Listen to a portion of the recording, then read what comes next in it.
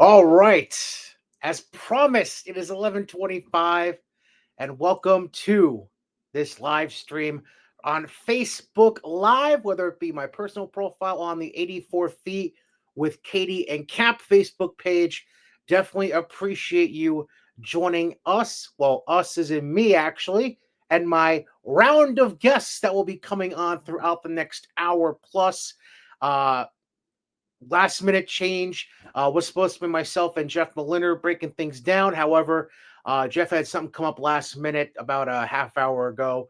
So we'll get all of Jeff's insights like we usually do when we record on Monday mornings.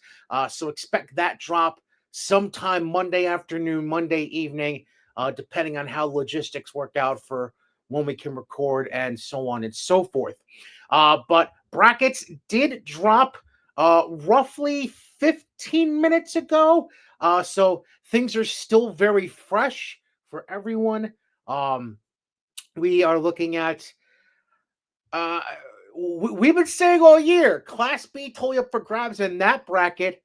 Woo! Wow. Oh man, that's definitely going to be a talking point. We have a great set of guests to come on today.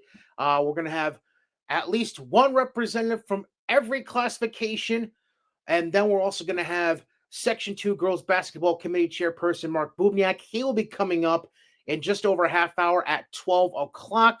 But let's just get right into the guests. Our first one is sitting backstage and just chilling like a villain on penicillin, just looking to get on board. A young lady that I unfortunately did not have a chance to see until this past Tuesday during the WAC Cup title game, which was man, that was a sight. I'll leave it at that. If you missed the game, first of all, shame on you, even though it got moved from FM to Cobleskill Richmondville High School. But second of all, yeah. Oh, and another thing, Cobleskill Richmondville, you shouldn't have your feet cut out with 5 seconds left in the game. Just not sure if Hailey heard about that. So let's bring in Hailey Monroe, senior from Northville. First of all, did you hear anything about that feed cutting out before the final play? I did, yeah. I had some friends like from home and they texted us and they were like, I had to go check the box score because I didn't even know what happened. They thought we won. I was like, oh. Yeah, I've been announcing at Johnstown all season. So their head coach, obviously, in the WAC, uh, she texted me right after the final horn, and she was like, dude, what happened? I'm like, what do you mean what happened? And she sent me a still image of the screen saying the broadcast ended. I'm like, oh, and it was during the final timeout huddle. I'm like, oh man, that's a bad look.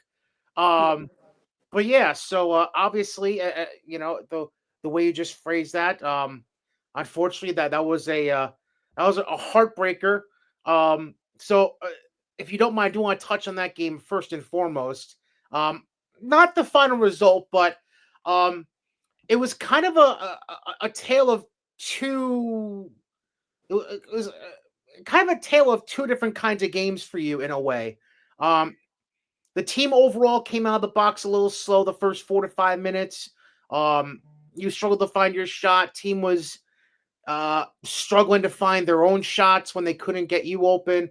But then, like towards the end of that first quarter, it seemed like it's one of those things we talk about great shooters. Once they see one go down, it's kind of like, all right, I got the feel, I've got the rhythm, now it can go. And that was basically what it seemed to happen with you. Is that how you felt, at least in that first half? Was once you saw that first one go down, I was like, okay, all right, we're good, we're fine. Yeah, I think it was funny because I even went back and like checked like some of the like box scores and stuff like that on it, and I was like, I knew that I missed quite a few fast breaks in a row, like jumpers, but I didn't even realize. I was like, oh gosh, it was like 4 or 5 in a row. But after that, I think I was pretty consistent. But it was definitely one of those I needed to get in rhythm. Sorry, an upcoming guest check out. Let me give me a time update for when they come on. Yeah, I mean, so and then what I think was, so it felt like going into halftime. It really felt like the momentum. I mean, it was only it was a one basket game, I think, like one, maybe even might have been 1 point actually. But if Yeah. going into the halftime, felt a lot like, even though BKW seemed to have executed their scouting report pretty well, you guys had the momentum going into the locker room, I felt like. And then you come out for the third quarter, and for whatever reason, uh, BKW just, I don't know if it was they changed something defensively. I don't know. I don't know what it was, but they just sucked all of the wind out of the sails, it felt like, in that third quarter. Did you kind of get that same feel as well, that things were, I don't know, it seemed like they were drawing shot clock violations, they were forcing turnovers, and they were getting out transition a little bit more than they did in the first half.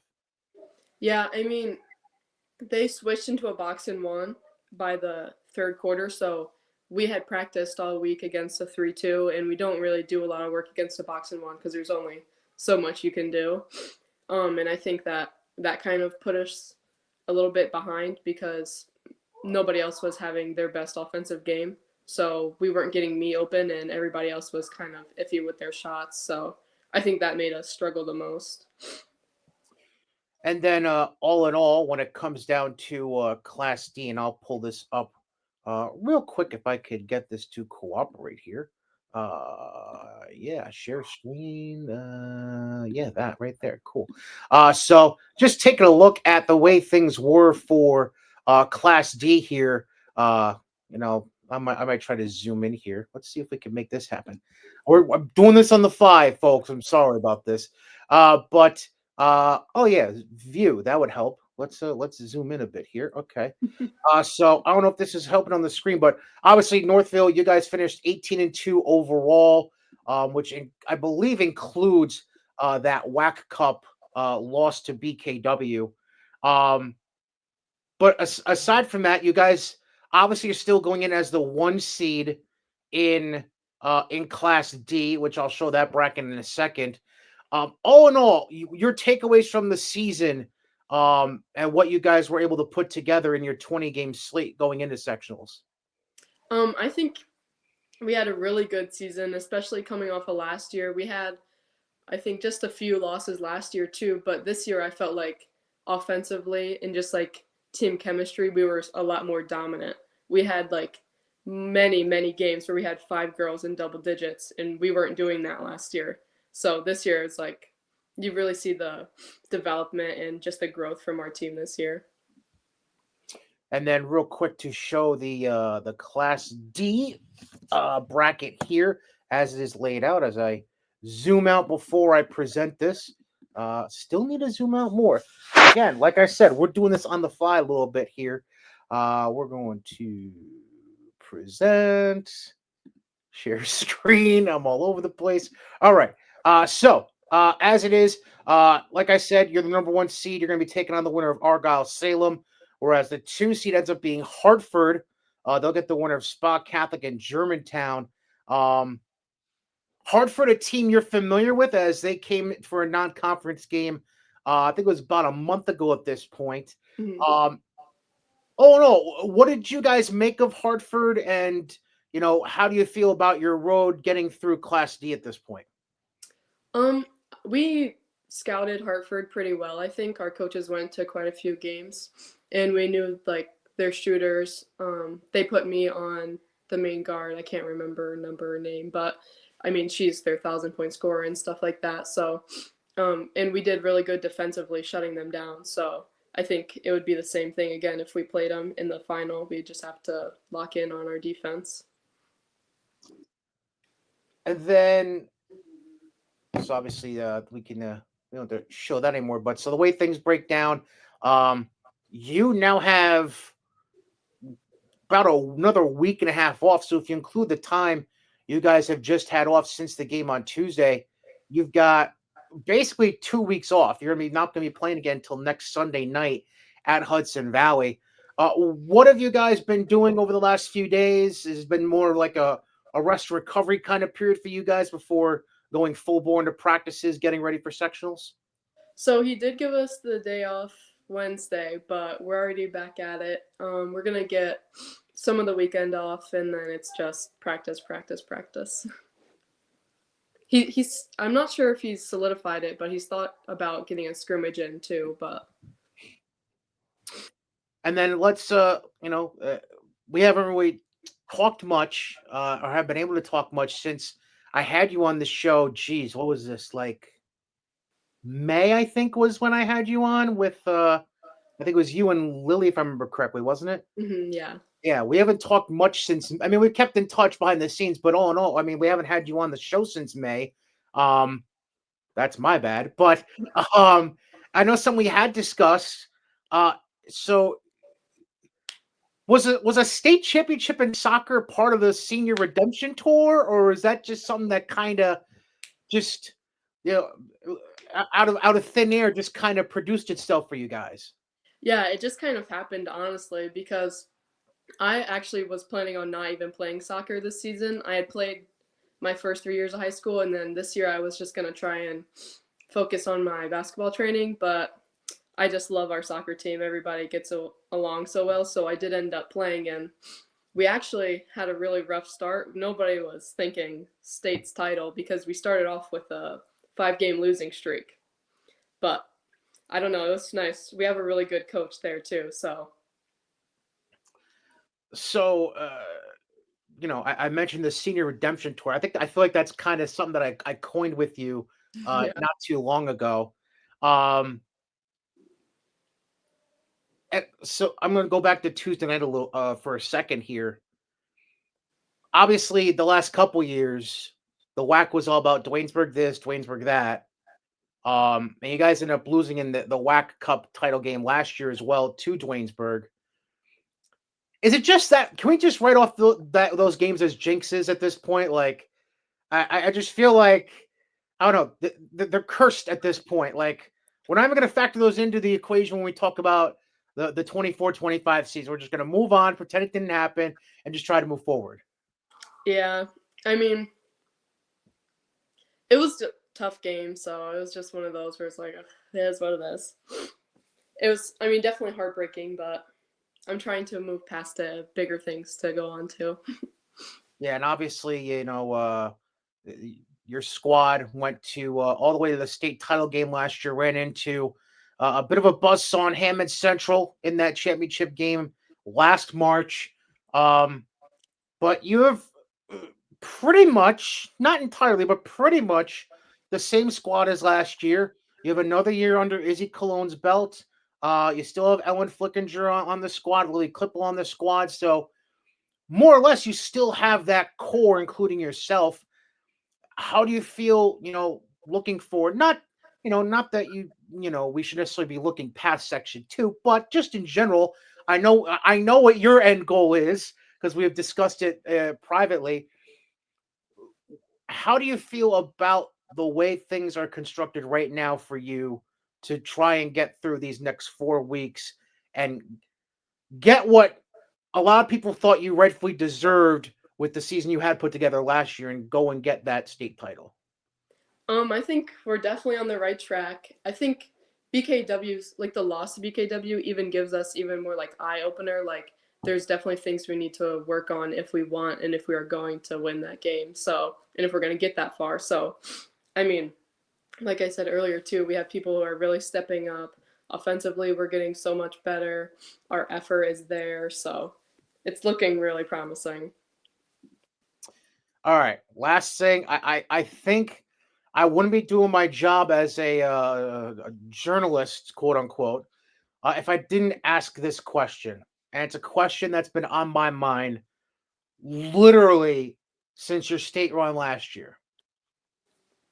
I'm not asking for you to announce a commitment on air, but what the hell is going on?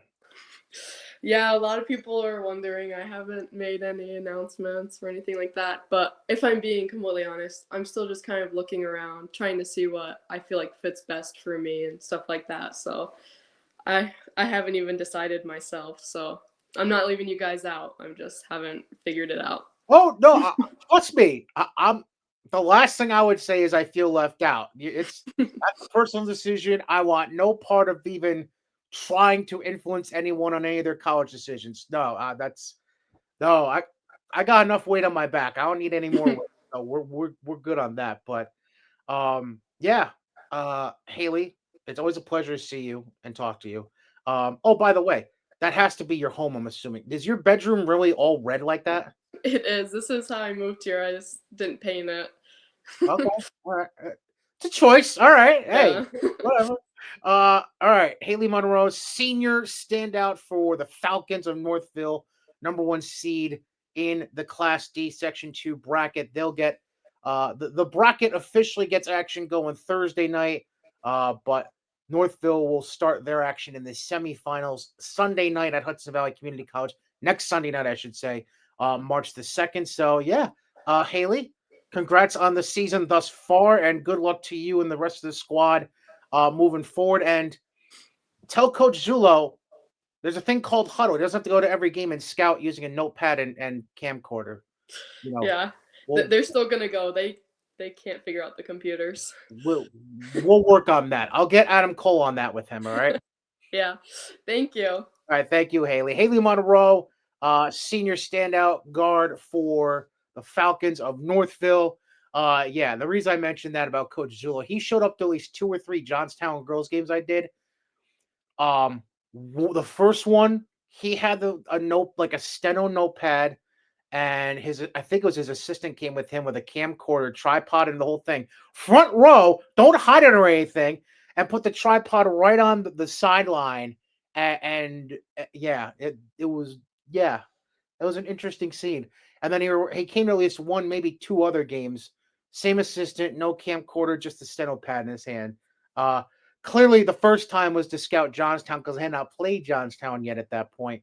Then the other times were to scout the teams Johnstown was playing. So, yeah, that's that. But again, just real quick to show Class D. By the way, if you're finding it hard to read the brackets as I present them on the screen, no, not to worry.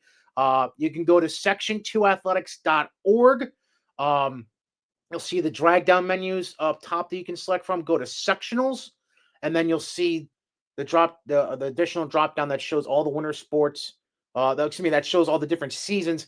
Click on 2024-25 winter sports, and then you'll see the selections right there for the different sports that have sectionals. So again, Northville at the top here as the one.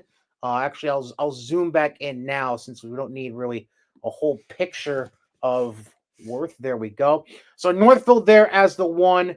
As you can see, they'll take on the winner of the 4-5 matchup, which is Argyle hosting Salem. So Argyle Salem, that's this coming Thursday, 6 p.m. Winner feeds into the Northville game a week from Sunday, 7:30 p.m. at Hudson Valley.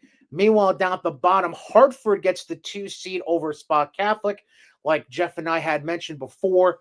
Hartford had that win in hand over Spa Catholic in a non-conference game during the season.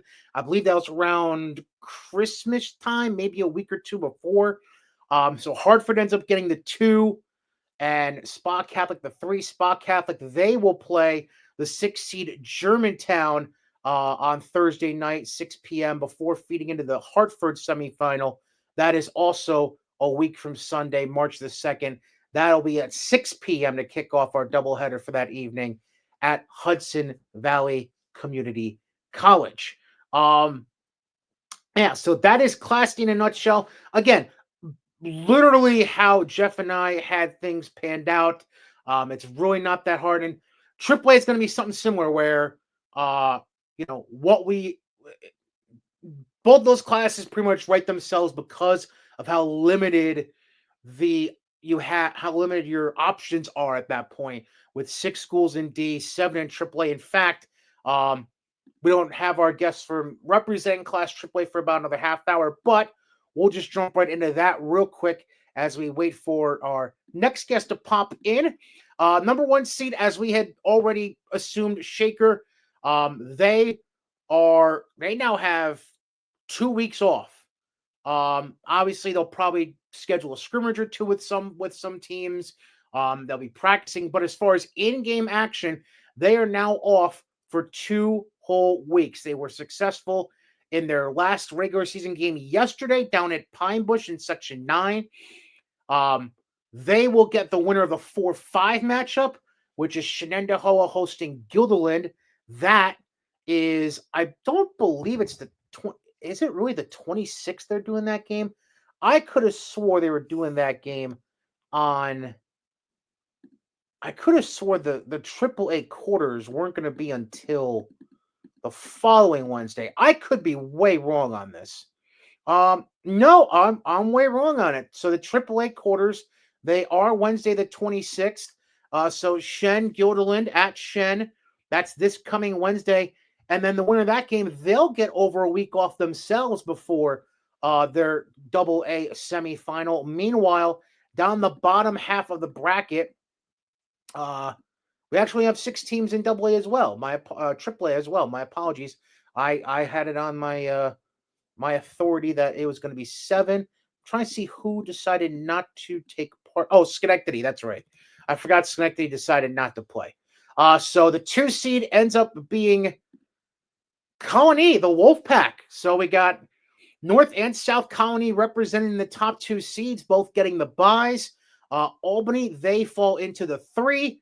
They will host Saratoga this coming Wednesday, with the winner feeding into that Colony semifinal. So again, AAA semifinals 2 weeks from tonight, March the 7th, Hudson Valley Community College. That doubleheader again also at 6 p.m. So that's how things break down between AAAs and Ds. Again, those are the 2 most self-explanatory, straightforward classes that we have in Section 2 because, again, only 7 schools in each, but only 6 of them wound up wanting to play in sectionals, with Schenectady dropping out of the AAAs. And I'm trying to remember off the top of my head who it was for the Ds. I want to say maybe Fort Ann. I could be wrong. There was 8 teams actually technically in D, but Fort Ann and Fort Edward decided not to partake in sectionals, which therefore leaves us with 6.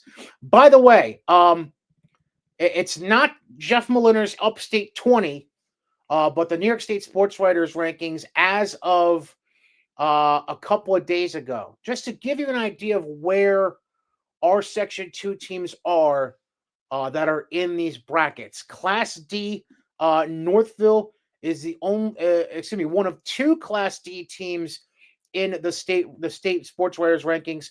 These rankings actually came out before the WAC Cup championship. So Northville, they're listed as number 2 in the state at 18-1, but now 18-2. Hartford, meanwhile, they're listed as number 14 in the state as of Tuesday morning. And so yeah, they were listed at 14-5 overall, which I believe is right. I don't think they got their 20th in. I could be wrong. They did get their 20th in. I apologize. They wound up losing that 20th game. Just to double check who it was against. Granville. They wound up losing by 6 to Granville in their final game of the season. So 14-6. 3 games better than Spa Catholic, and they had the win in hand over Spa Catholic. So obviously that's gonna hold out there. As far as the AAA sports writers rankings, I believe Shaker is top 3 in the state, if I remember correctly. Let's see here. Shaker, no, they are number 6. My apologies. They're number 6, but the top 3 teams are all non-public high school association teams. The top 2 are Catholic High School Association teams in Christ the King and Manhasset St. Mary's. The number 3 team in the state is a Peace South school in South Shore. So as far as the public high school teams, Shaker's number 3 out of those, behind Albertus Magnus in Section 1 and Our Lady of Lourdes in Section 9. And then otherwise, Section 2, Colony's listed as 15th overall in AAA. Albany 21st, Shenendehowa 24th. But again, all these games were before any games that have happened since Tuesday afternoon. So that's not factoring in Shen's loss to Averill Park, which Jeff and I am sure will discuss on Monday. That does not include Shaker's win at Pine Bush. Pine Bush, who, by the way, was ranked 12th in the state entering the week. So big win in the eyes of the sports writers there with that victory yesterday. But yeah, that's how things are breaking down between the triple A's and the D's. We should be having a guest coming in relatively soon, any minute now, to give us a little insight on Class C. Just gonna double check and see if I'm missing anything in here. Okay. Um. So yeah, uh, that's Triple A's and D's. We'll take a look at Class C because that's actually who we have a guest coming up for next. So let's jump right into the C's here. The C's, the top of it was pretty straightforward according to what Jeff and I have been discussing. Obviously, Greenwich, they are number one seed, and if I remember correctly, they are also a number one in the state. If I remember off the top of my head, yeah, they're number one in the state. 20-0, undefeated. So they are number one in the state sports writers rankings. Otherwise, top four seeds overall in Class C bracket. You see the number 4 right here, OESJ. They get the 4. They finished third overall in the WAC and got the 4 seed. Maple Hill, they get the 5, which obviously was a question that myself and Jeff Moliner had, seeing how Maple Hill, yes, they play a higher level of competition compared to the WAC, but because of their performances over the course of the season, there was a lot of question about where they would fall in. So Maple Hill is down in the 5 spot right there. And then you go to the bottom half of the bracket, and perfect timing for our guest to come in as we look at the bottom of the bracket here, because we now bring in the head coach of the number 2 seed that will be in the Class C sectional bracket, which kicks off action this coming Tuesday at home against McKeel Christian, the 15 seed. It's the head coach of the Warriors of Stillwater, the one and only Cassidy Chapko. Coach, welcome onto the show. How are you? Hey, good. How are you? I am doing well. Again, like I said, perfect timing because we just transitioned to C. Awesome.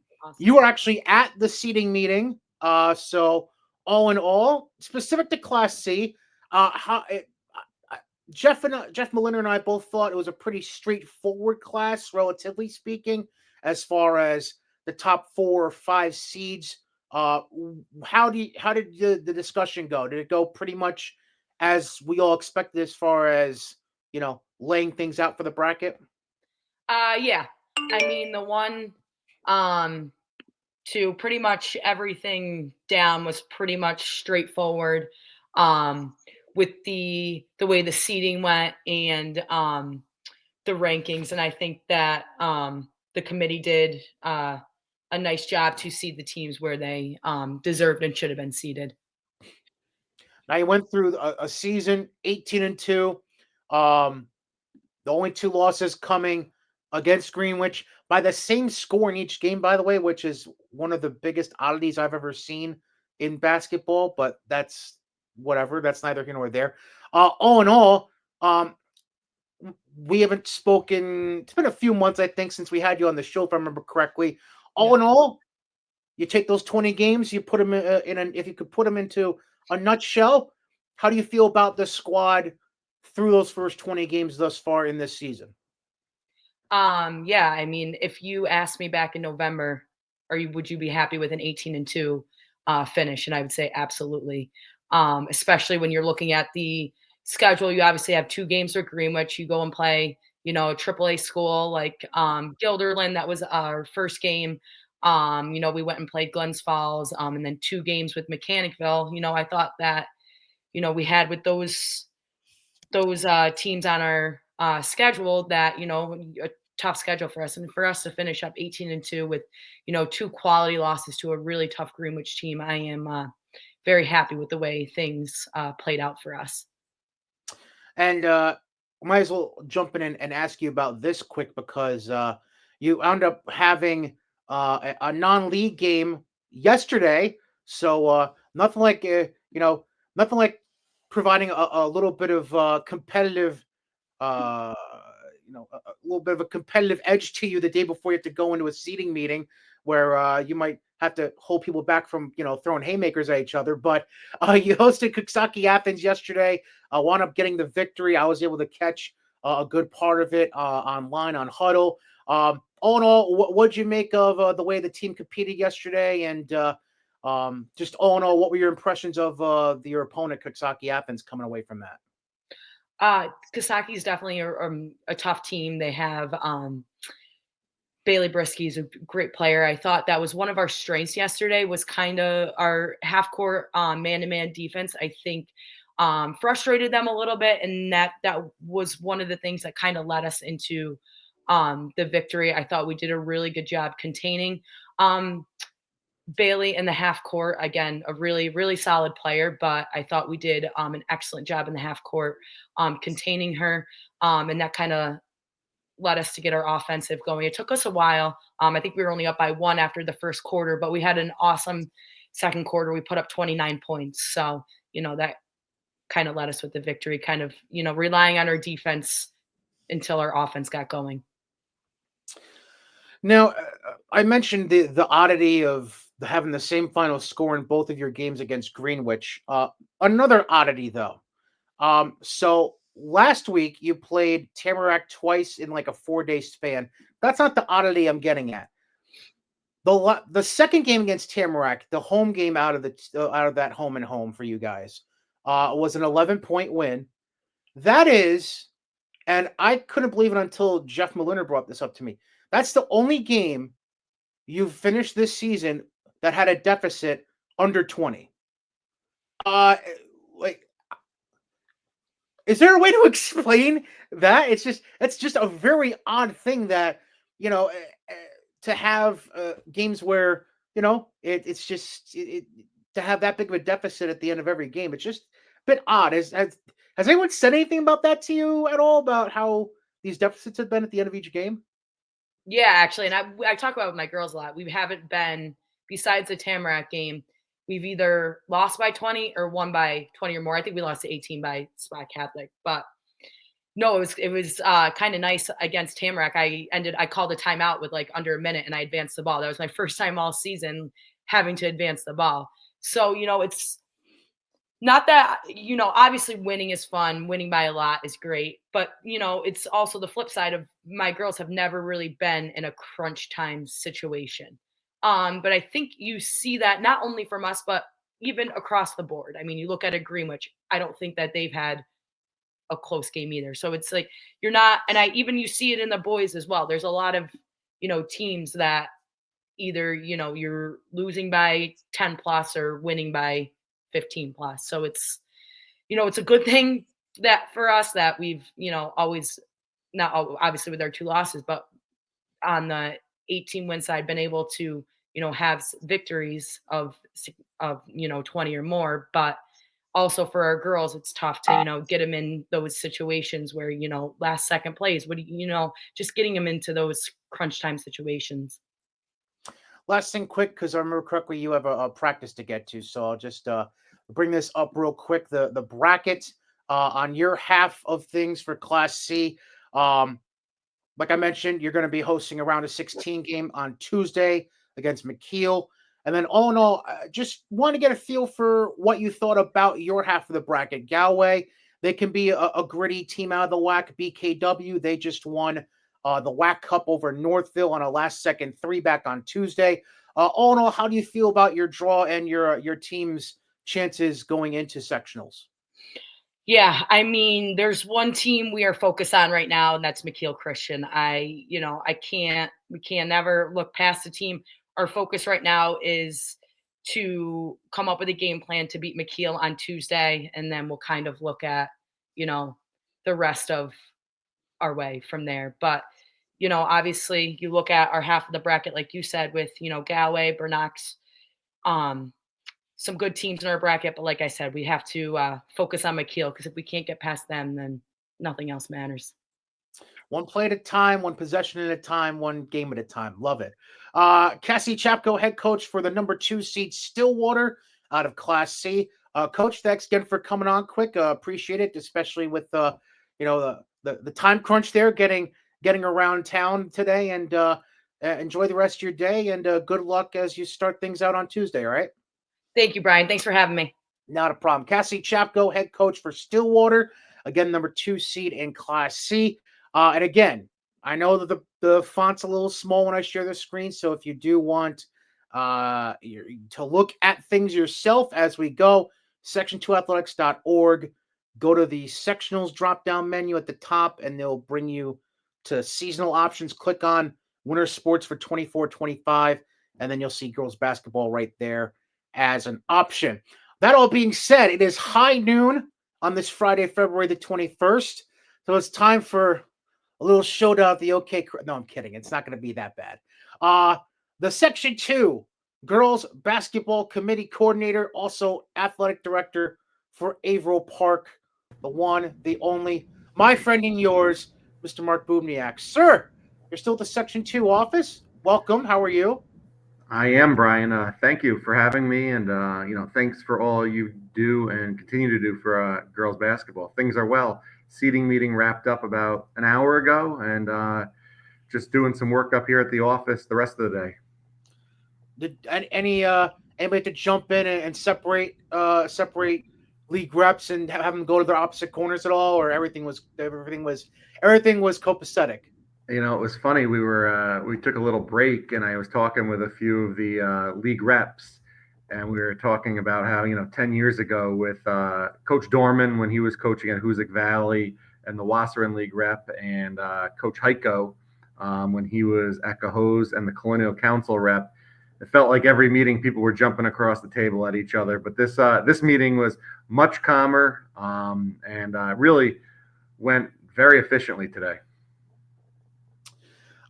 So all in all, just the overall process. I mean, I mentioned earlier in this stream how, AAA is pretty straightforward because all the schools are in the same league. So everything just basically plays itself out, and it's just a matter of, okay, they were first. Okay, they go one. Like, that's easy. D, also pretty simple just because of, even though you have a crossover of conferences, it's only 6 to 8 teams at most it could have been this year. But all in all, when you look at the other 4 classifications, AA, all the way down to C, just kind of walk us through a little bit of the different factors that are brought into play. Because a lot of people, they can just like, all right, they have this record, so put them here. Like, but it's not at all like that. It's a lot bigger process, and there's even different rulings from conference to conference as well. Yeah, we kind of went in order from easiest bracket to seed to the most difficult. So we started with the AAA, then went to D, and then we ended with the C's and the B's. They have the most teams, and the B's were probably for the top part of the bracket the most difficult to seed because you had teams really from 3 different leagues vying for that 1, 2, and 3 seed in the B's. But the first thing we take into account are league rankings. So each of the 7 leagues comes in with their teams ranked, and we as a committee cannot change those league rankings. They stay how they are. So those teams are slotted that way. And then we have to slot the teams that are amongst leagues into those rankings. And we take into account, the strength of the league you play in, the strength of your non-league schedule, your non-league record, all of those things that leagues don't take into account. And then ultimately committee discretion, though.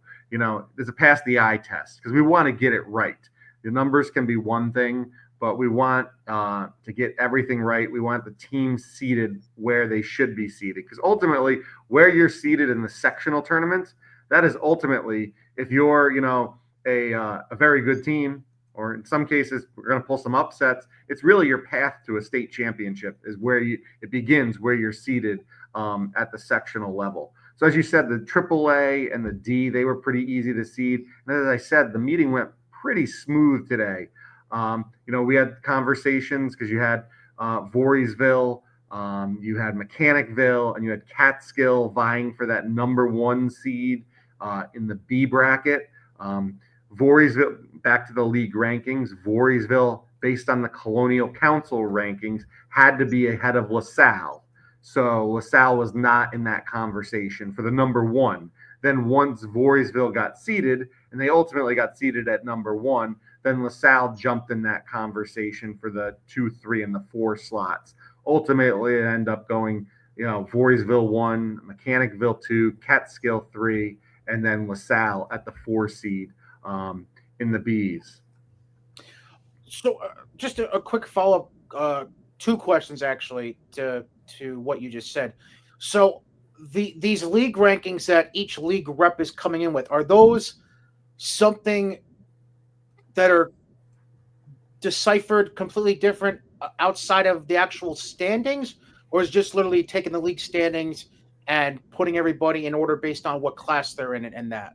So every league has a different set of standards how they do it. It's not one blanket standard across the 7 leagues.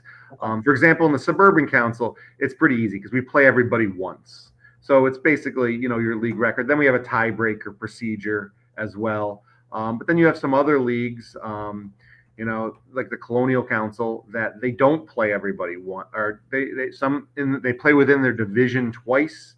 Right. And then they play the other 2 divisions once. So everybody comes in, and ultimately those are set by the athletic directors within that league across all sports.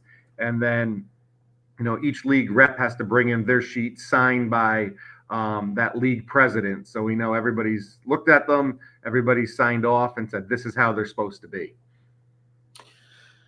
Now, I don't know if I misinterpreted part of what you said beforehand. So is there also, like, for example, Class B being the most prime example here because of the 3 different conferences being represented, is there like a ranking of the individual conferences as well between the 3, or is it just a matter of once you slot the number 1 from one conference, then you're just kind of mix and match that point to try as much as possible, I would assume, to avoid like interconference matchups as early as like the quarterfinals or whatever?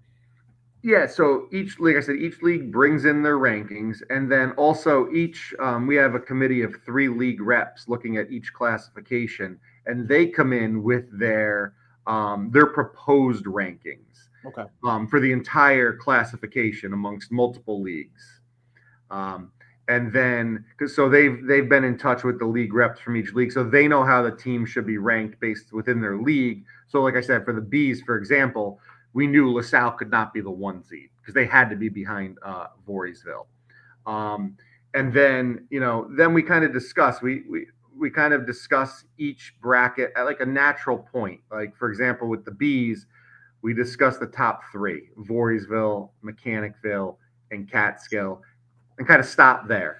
We knew LaSalle couldn't be in there, and we didn't think anybody else was and we knew Coxsackie couldn't be ahead of Catskill, so we thought that was a viable number 1 to look at those number 1s. And then once Voorheesville was seeded, then that allowed us to have LaSalle into the mix. Once Catskill was seeded, that allowed us to start talking about Coxsackie a little bit because we knew they had to be behind Catskill.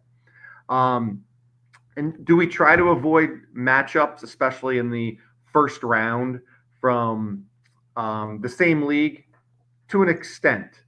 We never want to penalize a team and move them down just to avoid a matchup within their league.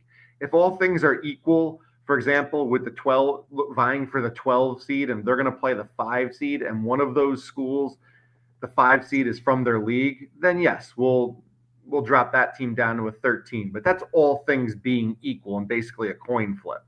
But our goal is not to avoid matchups from the same league. Our goal is to seed the teams where they should be seeded. Just one more question specifically focused on B, and then I'll move on to a different question. Is there a particular school or small grouping of schools in the Bs that, obviously you mentioned figuring out the 1 seed between Voorheesville, Mechanicville, and Catskill. Aside from that, is there a certain school or small group of schools where it had to come down to getting real nitpicky about certain things with them as far as figuring out where they belonged in this bracket? Yeah, I would say, again, in the Bs, even the 2, 3, 4, once we settle on Voorheesville at the 1, you had Mechanicville, Catskill. So Mechanicville's from the Colonial, Catskill's from the Patroon, and and then Mechanical from the Wasser, and Catskill from the Patroon, and LaSalle from the Colonial. So 3 different leagues. And we really had to break it down and look at common opponents, that non-league schedule, point differential in those common opponents for non-league games. And really, sometimes you get down to it and there's no right or wrong way to go because the teams are so evenly matched, or the common opponents. For example, Catskill beat Ravenna twice. LaSalle also beat Ravenna. Catskill just beat Ichabod the other day. LaSalle also beat Ichabod Crane. And those games against Ichabod Crane, the point differential, I think LaSalle won by 7. LaSalle won by 6. Catskill won by 7. So it's really not that we flipped a coin. We do always vote amongst the 7 league reps when they're big discussions like this. But it's almost like it's a flip of the coin, really. Then the last thing I wanted to bring up, obviously, got to talk a little bit with Averill Park head coach Sean Organ about how he was feeling about the squad moving forward, especially now that Kaylee Ahern has started to get her sea legs under her, and she made her return at the Shenandoah game 3 days ago. AP, they end up getting the 4 seed in AA. They'll be hosting the winner of the 5-12 between Niskayuna and South Glens Falls. That quarterfinal is going to be next Friday at Columbia High. All in all, how do you feel about it, and how do you think coach is going to feel about the way things have laid out for him?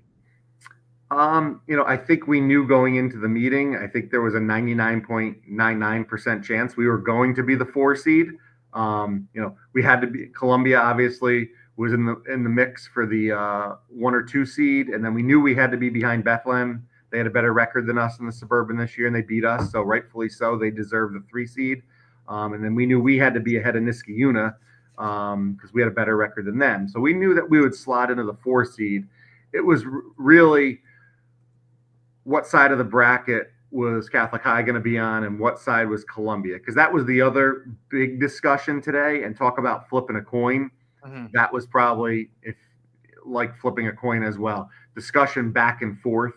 And ultimately came to a vote with Columbia being on our side. Obviously, Coach Organ's going to tell you that all his time, energy, him and Coach Keegan, Coach Carucci, and Coach Champito, their energy will be focused for the next week on South Glens Falls and Niskayuna, and then ultimately when that game is played for the next couple of days on whoever wins that game.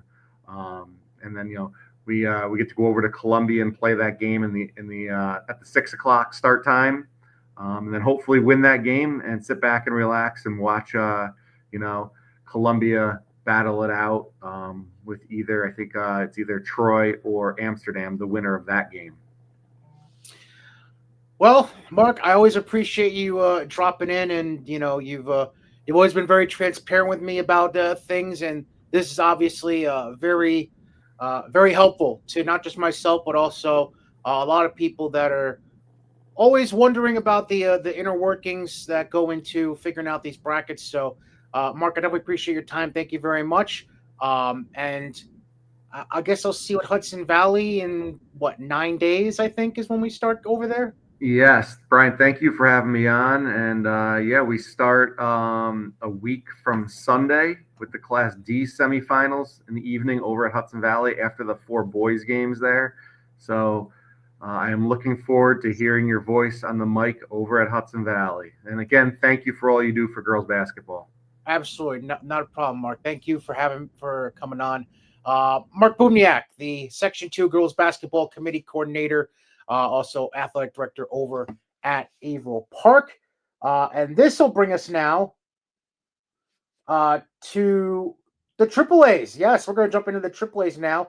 We've already broken down the bracket a little bit, but we're going to bring in one specific school. And it looks like we have a pair of guests, but one of them's kind of turned off his camera and muted himself. So I don't know what's going on with it. Yeah, that's my boy. All right, there we go. We got the two main heads behind the Falcons of Albany, which I've been saying things have been way too quiet around the 518 about this squad, and they proved it not too long ago with a specific victory at home. Of course, the Falcons. I gotta be talking about head coach Decky Lawson and my man, Antwan Morrison. Gentlemen, what's up? What's up? What's up? How you doing? I'm doing well. Doing well. First things first. Haven't been able to see you yet this season, Decky. So congratulations. I think it was what? Was it 200 or 300 that you were able to get a few weeks ago? Number 200. Congrats on that. Were Appreciate you it. aware that you were in the ballpark of getting 200, or was that something that just kind of snuck up on you? Well, before the season started, they told me that I needed 8. So, and when they told me that, I wasn't really, concerned about that because I'm more concerned about, the upbringing of the kids and how they're doing. And, I like to celebrate their accomplishments more than myself.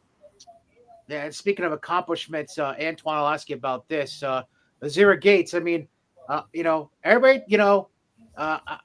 Baby Jackson, Albany High bred, went on to Siena, and now right as she's about to come out, we're going to feed another guard out of Albany High into the Siena program with Azira Gates. She's committed to Siena. She made that announcement during the season here. To see, in my mind, one of the underappreciated point guards of the last few years in Section 2, get her flowers, be able to pick a D1 school, and do it in the 518 as a part of Siena. I mean, it can't get much better than that for you and everyone else at Albany High, being able to share in that success with her. Yeah, it was good. It was a hard decision. She's a homebody, so she loves to, be home and be local. And she took a few visits, and it just felt like home there. She liked what Coach Prim was doing and developing the new girls and the relationship he had with Baby. So Baby was definitely a factor in her decision, seeing how she was treated, how she was developed over the years as a player.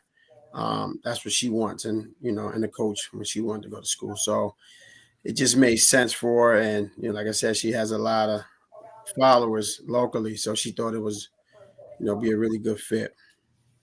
Decky, I mentioned as I was introing the two of you into the program, I've been saying it for the last couple of months, man. We got to put some respect on this Albany team's name. Not a lot of people been, a lot of the talk in AAA has been Shaker, Colony, Shen, Shaker, Colony, Shen. Y'all got to remember, Albany was running things the last few years in AA and even last year in AAA. And, as somebody from Albany originally, come on. I mean, we got to put the respect out there. And I feel like you guys finally have gotten it because of that win you got against Columbia, a comeback victory at that a few weeks ago at home. In your minds, did you feel like after the fact that was like the official coming out party and waking everyone up to just how good this squad is going into sectionals? Well, we've been preaching for a minute now that we needed a signature win. We wanted to, to at least be competitive with, some of the top teams in the league. We didn't want to look over anyone, so we needed a signature win, and Columbia definitely was that signature win. They were gelling, they were beating up on everybody, so you got to give them their respect with the personnel of the girls that they have. Columbia is a well-oiled machine. So beating them was not an easy task. We really had to come up with a great game plan with me and Coach Morrison. We had to come up with a great game plan, and the girls executed it very well in the second half of that game, and to help us get the win. I feel like basketball, in a way, has become too much about focusing on the what I call video game stats. Mm-hmm. It's about points, and more points. Yes. There's a specific player, and I think I know where you know where I'm going with this. There's a specific player. They may not put up the points every game, but by God, somebody talk to me about Nyana Austin a little bit. She has been a force. And that's Nyana Austin is a defensive defensive go-to. She thinks about playing defense first. And the section always think about who's scoring the most points. That's we look at that all the time, but we look at more of getting our whole team prepared for this and not worry about individual stats, points. We want our whole team to get into the mix of being a program other than just being an individual. Try not to worry about how many points you have and how many, you want stats, but not worry about that. I mean, like Azera Gates as well. She's a pass first point guard that don't get a lot of credit. But if we need her to score that many points, she will. But she doesn't worry about how many points she scored. And Ayanna Austin is another one that's also, she don't care. She's a big girl that loves to pass the ball to her teammates as well. One of the top, she had like 3 games with 10 blocks. The Columbia game, she had 11 blocks in the Columbia game.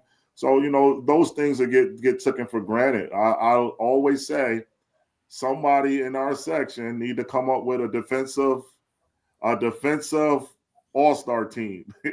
You know what I mean? Come up with that. I see we got the the all-star team, TV13 all-star. I understand all of that, whatever. But I think we need to come up with something defensive, have a defensive player of the year, something like that. That will make girls go a little bit more harder on the defensive end if these things happen.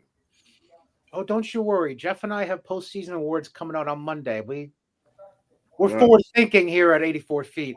Absolutely. And just to follow up on one thing you said, having covered Section 2, the girls' sectional since 2020, I've seen both sides of it with Azera. She can drop 15 times or she can drop 30 on your head. Absolutely. Either way, she's going to find a way to make an impact.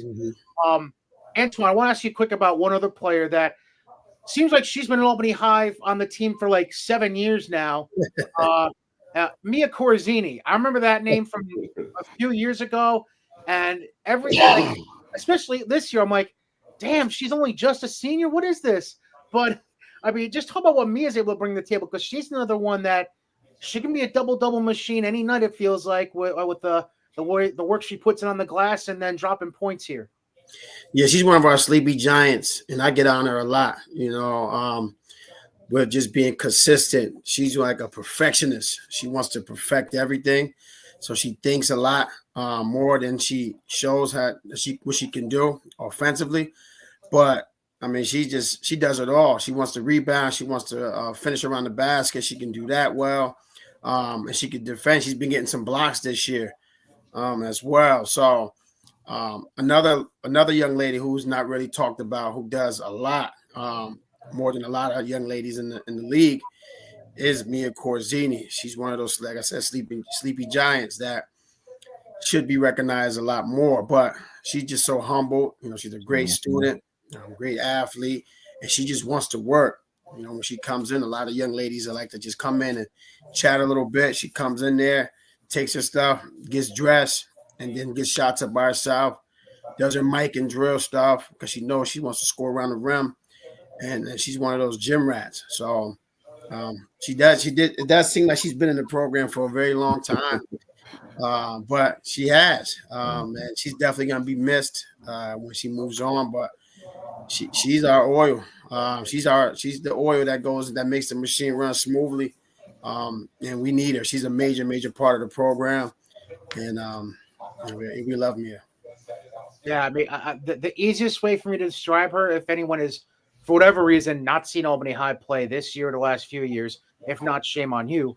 I mean, it's the nicest way possible. Mia's just a dog. Like she don't put up with anyone's BS. If you challenge her on the floor, she got no problem throwing it right back at you. So in practice, like I said, she's one of the first ones in practice and one of the last ones to leave. She wants to get, she wants you to jump on her because that makes her go a lot harder. She asks questions all the time. Yes. She's one of those kids that asks questions. If she's not sure, she'll ask a question immediately. She's not shy. She doesn't think she's perfect. Like you said, she'll she asked a question. A lot of kids need to do that. A lot of kids are ashamed to do that, to their coaches. I'm not sure why, but she's one of those girls that she wants to perfect it. Real quick, before I let you guys go, and you can both jump in on this, one of you, whatever. Way things panned out, just because AAA basically fell into place based on how the Suburban Council played out. You guys end up with the 3 seed, so you'll get a quarterfinal game hosting Saratoga Springs this coming week, and then win that, you move on to a 2-3 matchup with Colony. All in all, does the way last season ended in the semis, giving a little add-in motivation to the squad this year to, in a way, as they probably see, right or wrong, because I feel like it was just one of those games where, for whatever reason, it just kind of got away from them in the semis last year at Hudson Valley. Is this kind of like a feeling of like a redemption tour for the old heads like Mia and Azera, just get in and just grind it out and make teams play your style? I mean, the matchups right now, we are preaching not to take any of these games for granted. We know we have to come out and play no matter, who we play. If you play your worst game, you're going to lose and you're done. Those are the things that we are preaching to them, every day in practice. We're trying to come out and, play our style of basketball and to be able to adjust to other people's style of basketball to be able to be successful from doing these things. So, I mean, we're just going to take the games as they come, and we're going to try our best to make a run, and, and we're just going to try to go from there. We're going to leave it on the court, leave everything we have on the court. Yeah, because we know Saratoga's not going to come. They haven't had the season that they normally have, but we know they're going to come out swinging. They got a really good coach over there at Saratoga. Mm-hmm. She has some really good schemes. And like I said, they're when sectional comes, everybody's record doesn't, represent them. Everybody steps it up a notch, and that's what's so unique about the league. We were those guys last year, and then, we get we beat on Shaker in the regular season, then, the upset comes. So we definitely not taking them lightly. And our girls don't think about revenge. To piggyback on that, they just know that they didn't do stuff that they were supposed to. And they're not trying to point the finger. Everyone's prepared, but they were very well prepared. It's just sometimes those moments we let them slip. They let them slip away. So we're gonna take one game at a time. We're gonna focus on Saratoga, and then we'll see Colony, and hopefully we come out on top of them for the rest of these next 3 games. Man, I've been wanting to have you guys on for a while. This is just a tip of the iceberg. I definitely want to get you guys on for a full episode down the road. But Decky Lawson, Antwan Morrison, pair of coaches for the Albany High Falcons. Now, I'm usually on top of things, but just in case, Decky, make sure you come prepared at Hudson Valley with those vocal cords nice and rested. Right? Oh, yeah. Oh, that's automatic. They'll stay warmed up. You never know. I love it. Decky, Antwan, thank you very much. Definitely appreciate you, man. Good luck next week, all right? Thank you. Thank you. All right. Head coach Decky Lawson, assistant coach Antwan Morrison from Albany High. Once again, their quarterfinal game is Wednesday night at Albany High hosting Saratoga, which will feed into the semifinal against number 2 seed Colony, which is Friday, March the 7th. That AAA doubleheader kicking off at 6 p.m. Now, moving on down to a classification I know a little bit too well, just from just from the people I know, the people I see. We go to Class A. We go to New Scotland Avenue. I mean, I don't think that's where she is right now, but that's where the school is, so we'll settle with that. Just did their senior night a couple of weeks ago, a victory over Cohoes, and now they come into the Class A sectionals as the 4 seed, which interesting. I have my thoughts about that, but I'll hold off on those till Monday. One of the quintet of seniors had to pull out my $3 word of the day from the Academy of the Holy Names. Lauren Murray joined the program. Lauren, Welcome aboard. How you doing? Good. Thank you for having me. Of course. When I ask gigs who to have on, I said no Gianna because I already had her individually at one point Mhm. this year. You were the first name, so I was like, cool, all right, sure.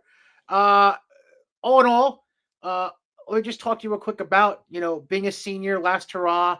Mhm. Um, what's the kind of emotions going on right now, knowing that it's time's ticking away. You're what, like probably 3.5 months from walking the stage and all that Mhm. jazz. What's going on in your mind right now? Yeah, it's really hard, but it's really exciting at the same time. It's really crazy to think that like I've been playing basketball for almost 10 years and it's gonna be over in like the next 3 weeks.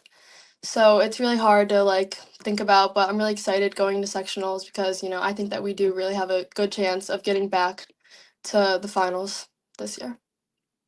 Yeah, I mean, last year, that was a wild semifinal, and I feel like Yeah. that was. I mean, if that doesn't, if I think back hard, it probably goes down as a top three all time sectional game that I've witnessed. Mhm. The shootout with Broad Albany Perth that I won't soon forget. Yeah. And then obviously going down to Catholic Central in the Class A finals. Um, Yep. was there anything you guys, as the upperclassmen, whether it be the five seniors that you got, or any of the returning players that are underclassmen from last year, was there anything specific you guys took away from that experience, both the win against BP and the loss of Catholic Central, and transitioned into this season with? Well, it really just that loss gave us just more motivation for this season because we really we do not want to be back and feeling that way. We want to be on the other side of that. We want to be celebrating. We don't want to be like in the locker room realizing that our season's now over. So, honestly, that like the Broad Albany win was great, but it didn't really we still needed to get to that next game, which we did.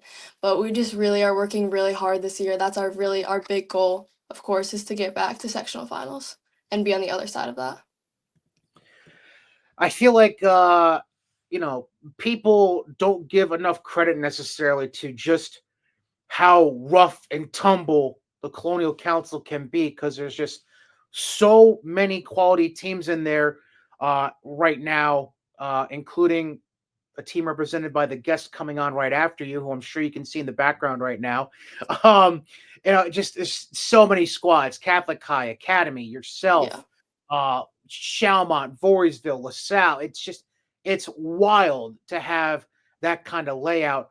How much do you feel like going through that kind of gauntlet in league, for factoring out non-league games, like we'll call it 16 league games, for example? Like, how much do you feel like that helps put pressure on you and the squad to, you know, have that high level competition and get yourselves, your mental in the right framework for something like sectionals coming up?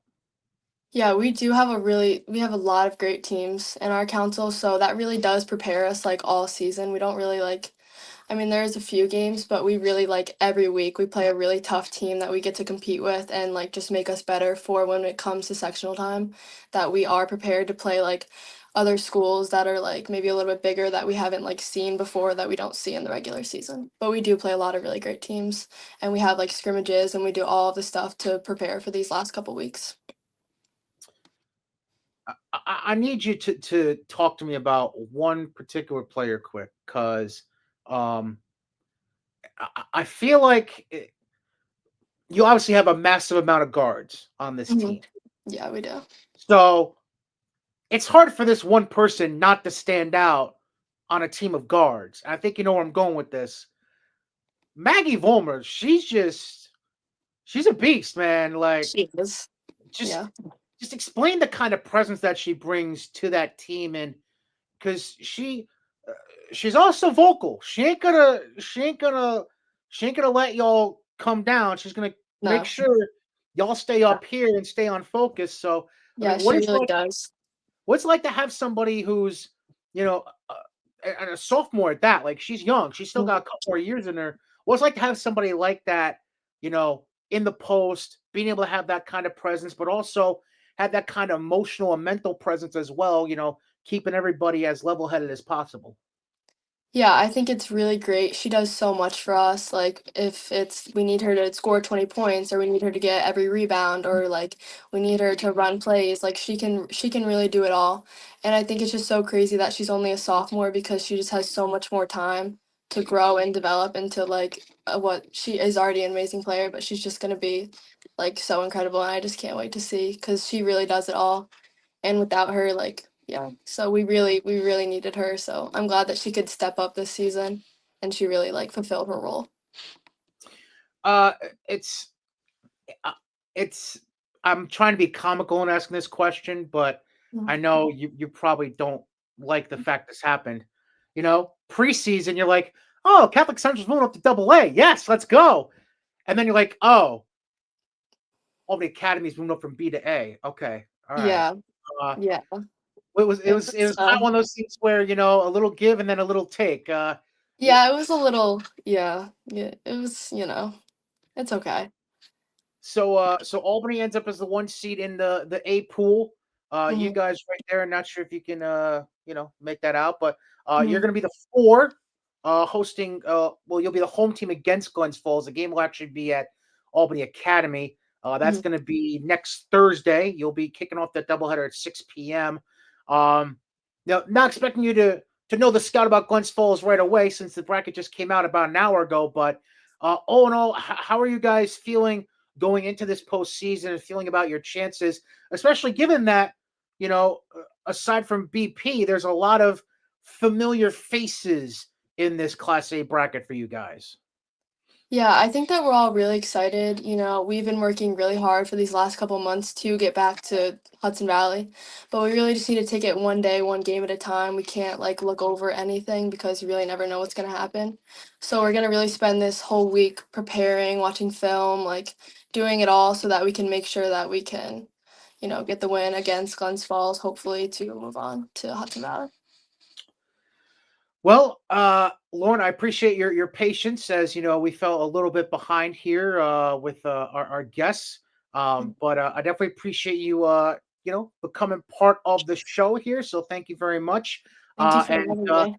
best of luck against Glens Falls on Thursday, and hopefully get to see you at Hudson Valley in a couple weeks. All right. Yes, thank you. All right, Lauren Murray, one of the 5 seniors for the Panthers of the Academy of the Holy Names. And real quick, just to bring that bracket up real quick again, like I mentioned, Holy Names, the 4-5 matchup there. Academy, they'll get the winner of RCS Cohoes. They play Monday, and then they'll feed into that game on the second half of the doubleheader at Academy Thursday. Bottom half of the A's, BP, Broad Open Perth gets the 2.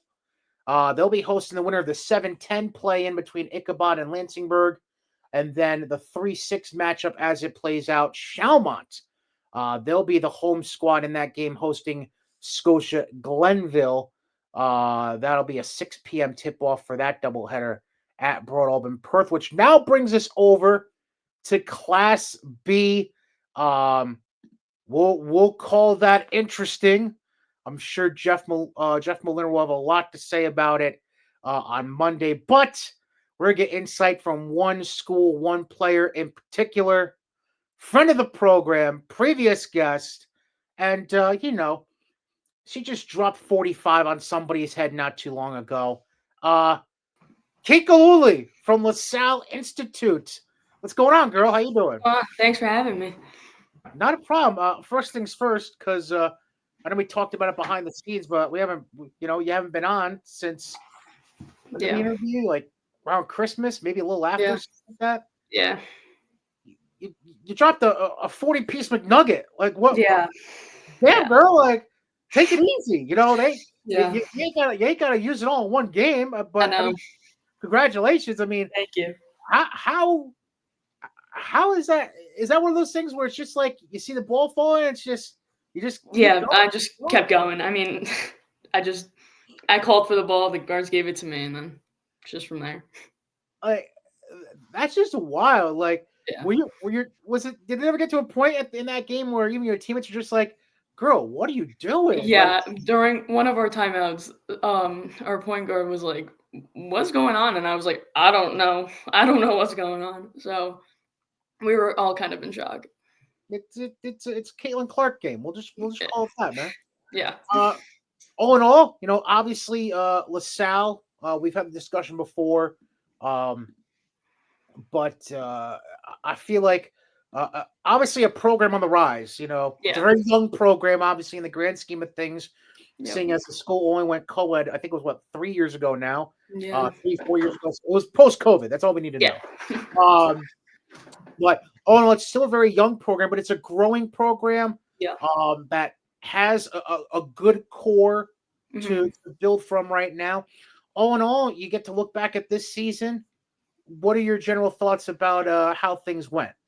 I mean, I'm still in shock of our season. Like, we stepped it up way better than last year. I mean, we had some games. I'm like, what's going on? Why are we playing bad? And then we just came back the next game, played even better. So I mean, I'm just proud of them. We're a little inconsistent, but I mean, that just comes with being young. So. But I mean, you went through a gauntlet towards the end of the season because, I mean, those last 4 games at Catholic Central, home against Holy Names, home against Academy, and then at Shalmont, we're talking about the 2 seed in the double A's, the 1, 3, and 4 in the A's. Yeah. I mean, I'll just kind of give you one of the same questions I gave Lauren Murray a second ago. Like, I mean, that conference is just wild. I mean, to me, I mean, it can only better prepare you for the road ahead when you get through the regular season and get to the postseason. I'm sure, obviously you're saying yes, so you agree. Yeah. All in all, I mean, again, pressure creates diamonds. I'll keep saying that. It's gotta be a good feeling knowing that you were able to perform the way you did in that conference, and now you can show off in the B sectionals. Yeah, we knew the last 4 games. Well, we knew the whole season that there's one team in Class B, Voorheesville. We knew all these teams are in a better class than us. They have more experience, so we just knew going into it that it's going to be hard, but we can compete with these teams and do good against them. And then for sectionals, that just prepares us even more. Now, I don't know if you been able to see the bracket at all yet? I have, yeah. All right, so I'll bring it up here again for everybody to see. Again, section2athletics.org. Just go to the sectionals drop-down menu and click on Winter Sports, and you'll see girls basketball listed there. You just mentioned Voorheesville. They're slotted in at the 1. You're going to be in the same half of the bracket as the 4 seed. Before we touch on your specific placement, did it shock you at all to see Voorheesville listed as the 1? I mean, yes and no. No, because they play the same teams we do. It's a hard schedule. They did pretty good. So, I mean, they're well coached, obviously. So, I mean, I was surprised just because, their record is there's better records, but strength of schedule, they had a hard schedule too. So. And then taking a look a little closer, mention how you're in the same half. So you're right in here at the 4. You'll be hosting Hoosick Falls in the 4-13 matchup on this coming Tuesday at LaSalle, 6 p.m. tip.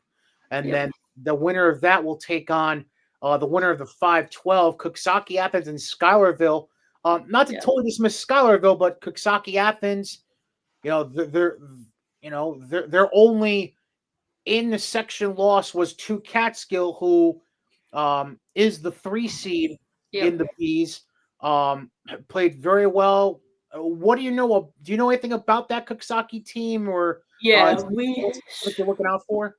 We scrimmaged them in their first scrimmage in November, middle of November. I mean, they were good. They know how to play as a team. They know what they're doing. They're really well coached over there. They know how to how to slow the game down, how to speed it up. They're very well rounded. All in all, I mean, we all knew that nobody was going to get an easy road through Class B. No. It's well documented on this show the last 2 months between myself and Jeff Maliner, both pulling our hair out over how insane Class B is. All in all, though, just in general, your thoughts that you're coming away with? Not necessarily about the draw, but just in general, how you feel about your chances going through the next few weeks and walking out of Hudson Valley with that Section 2 champions plaque. Yeah, I mean, I believe we can do it. Our whole team believes we can do it, just from the teams we've played from December to now, like just like the strength we've had. But I think we can make a run. I mean, but on any given day, Class B is just crazy to begin with. So any given day, anything can happen. So Any given day, anything can happen. That might be the motto of Class B from this season. yeah, I think it is. That's just wild, man. Yeah. Gilooly Jr. for LaSalle Institute, girls basketball. Some people might still need getting used to about saying girls basketball for LaSalle. I love it. I don't care. Kate, I appreciate you taking the time out, holding on in the background, and then being able to come on. So appreciate Thank it.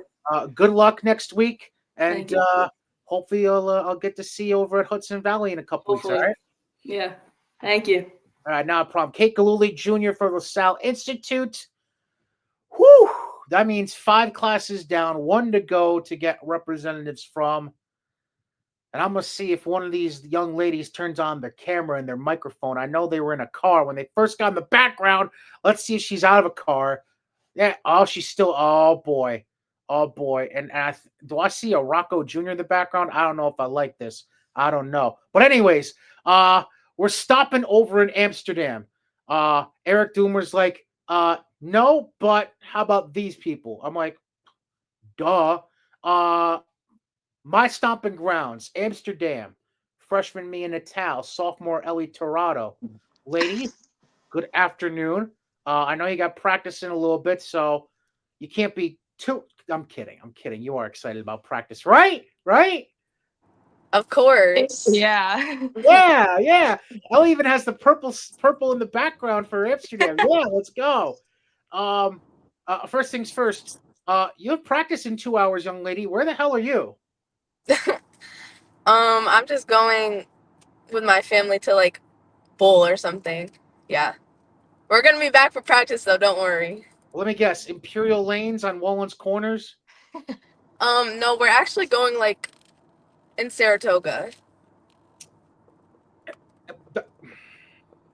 I'm going to talk to Rocco about this. This is cool. All right. Anyways, all right. So let's just dive right into it. I'll ask Ellie first here, since I had to get on Mia's case for being in the car right now. No, I'm kidding. It's all good. Ellie, you're the elder statesman of the two, being the sophomore out of this duo. Yes. How'd you feel? What was your impression of the squad and the way? Because there seemed to be a lot of growth from start to finish with this team because it is so young. You're starting, what, 3 freshmen and an 8th grader, or 4 freshmen or something like that, along with yourself as a sophomore. Just again, it was a year of growth, but very good growth, I felt. How about you? How'd you feel about it? I feel like, as us being a young team and all of us not all of us having the right chemistry in the beginning of the season because we all came together late, I think that as us going on in the season and coming out of sectionals, I feel like there's a bunch of growth overall, not just in the game, but as a team in all.